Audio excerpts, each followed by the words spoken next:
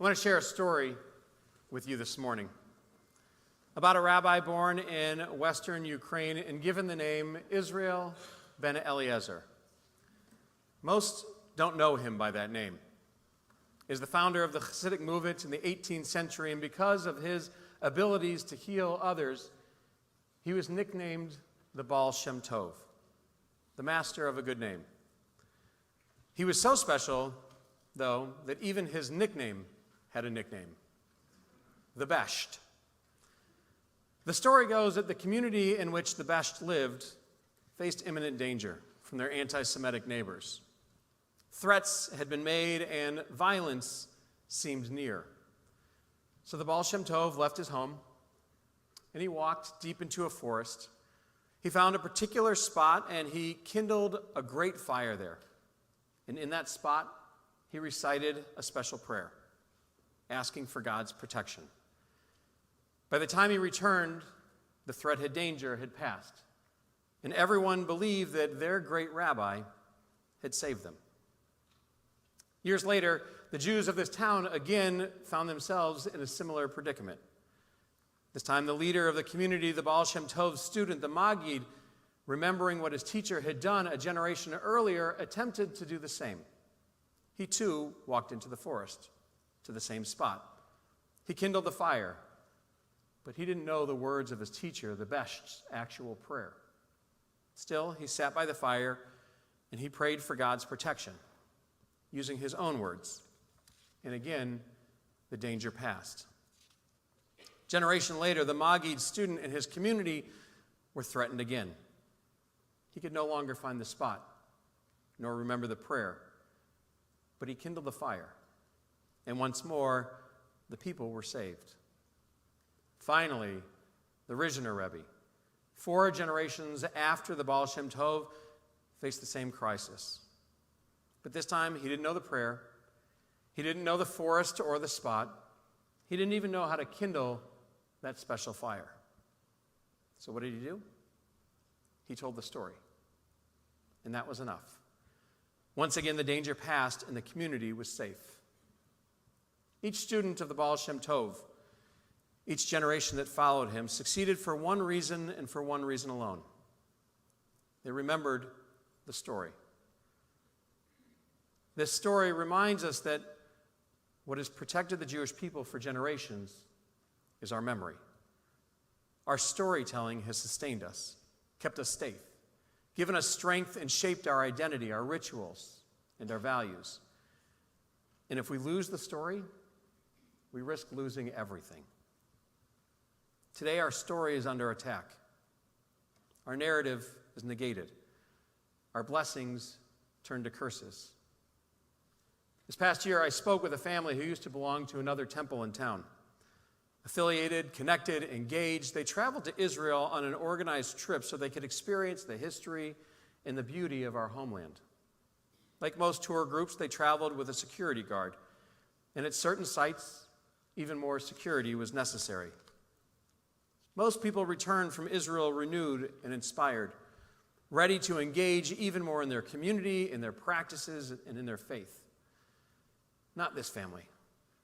Instead of walking away with a better understanding of our history, instead of taking pride in our practice or reveling in our rituals, this family returned with fear and questioned, if being Jewish means that we have to have guards to protect us, why would we raise our children as Jews?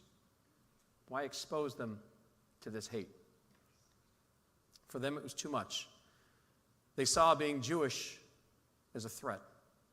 The danger outweighed the beauty. And I understood their fear.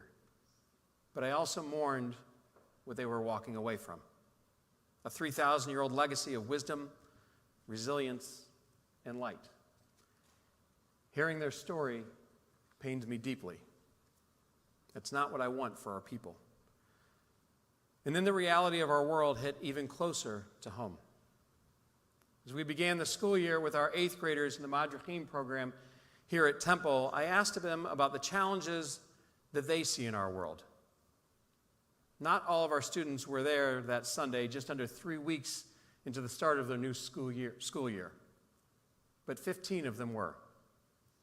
And can you guess how many of them said that they already experienced or witnessed an anti-Semitic act at school this year? 14. 14 of our 15 eighth graders there that day were the brunt of anti-Semitic comments or had already witnessed an anti-Semitic act. That hurt my heart too.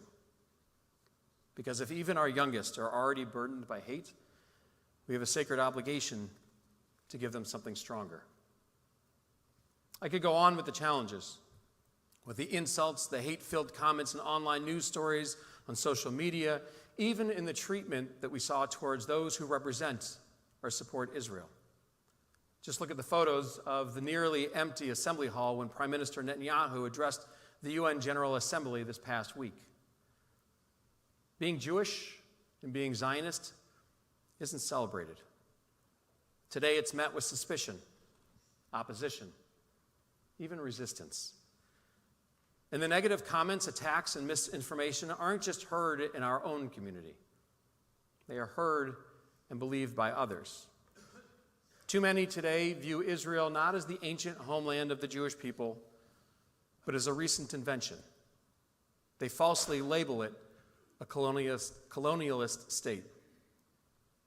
Our 3,000-year-old story, the literature, the archaeology, laws, and social codes connected to the land are dismissed, and our collective memory is treated like a political inconvenience.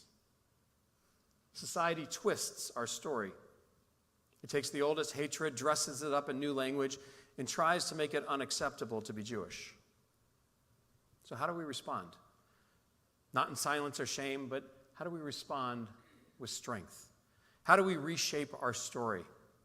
How do we live Jewish lives that bring meaning through memory, connect us to generations before us, and inspire us to build a more just and compassionate world? How do we combat the ignorance and the hate so that we can continue to transform community into family, ritual into joy, and responsibility into purpose? The answer is in this morning's Torah portion.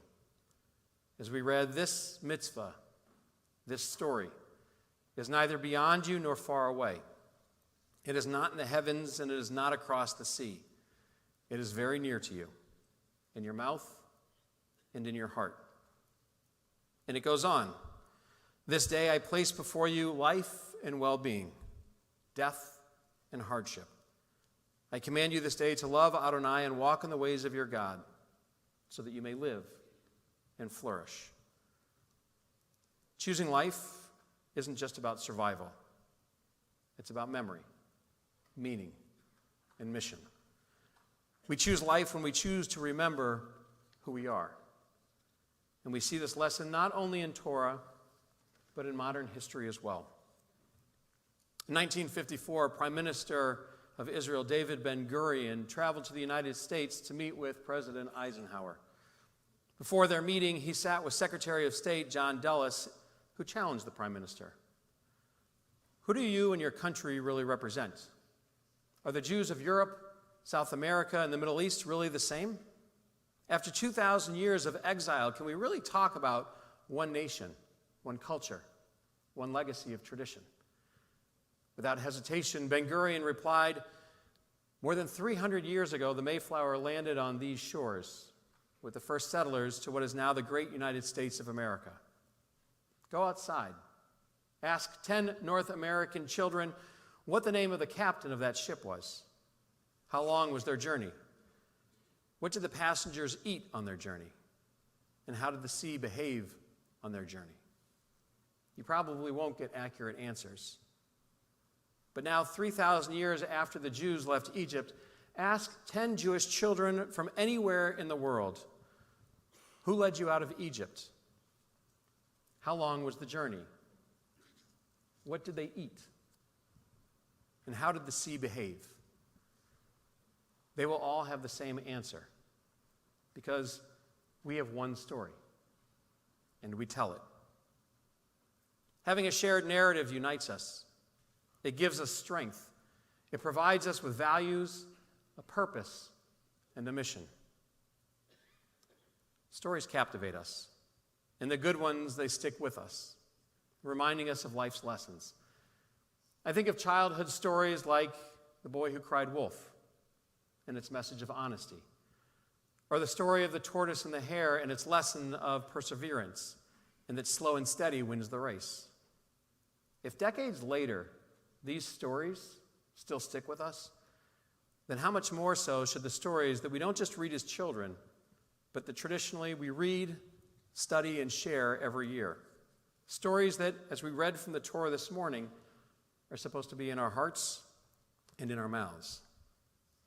Nothing makes these stories come to life more than the time that I've spent in Israel. During my year in Jerusalem, Wednesdays were our travel days. Every Wednesday, my classmates and I would go on a field trip, and we would stand in the places where sometimes just the day before we had read about in the Bible. I stood where David slew Goliath. I crawled through the caves of the Hasmoneans and held pottery shards from the time of the Maccabees. I hiked the same desert region where Abraham and Sarah so generously welcomed travelers into their tent and provided them with food and water and exemplary hospitality. These moments didn't just teach me history, they made the stories real. They reminded me that our tradition isn't just something that we read, it's something that we live. And I believe that should be one of our takeaways from Yom Kippur. Instead of being surrounded by the negative, by the challenges, by the hate that we see in our world, instead of being instilled with fear, let's turn to the texts that have sustained us for millennia. I'm not asking you to raise your hands or trying to out anyone, but think to yourself for a moment, have you ever read the entire Torah? And if you have, when was the last time? When I read the entire Torah for the first time in rabbinical school, it changed me. Songs that we sang at camp suddenly took on new meaning. Rituals I've practiced all my life came alive.